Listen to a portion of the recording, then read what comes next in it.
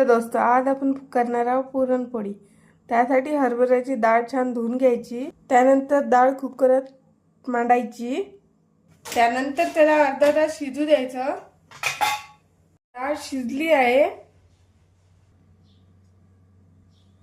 त्यानंतर डाळीत 1 ग्लास साखर टाकायची, त्याला छान मिक्स करून घ्यायचं। त्यानंतर त्याला डबल पाक होईपर्यंत ठेवून द्यायचं गॅसवर।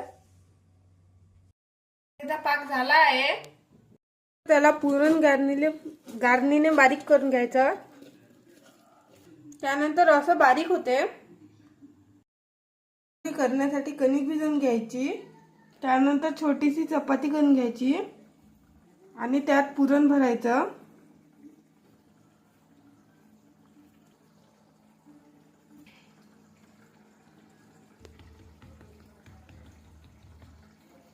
त्यानंतर त्याची मोठी चपाती करून घ्यायची,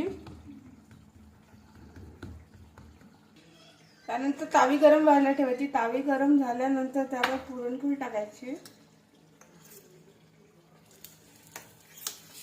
आणि नंतर तूप टाकायचं।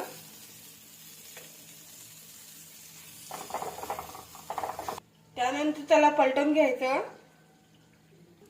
त्यानंतर ही आपली पुरणपोळी झाली आहे, खाण्यासाठी तयार आहे।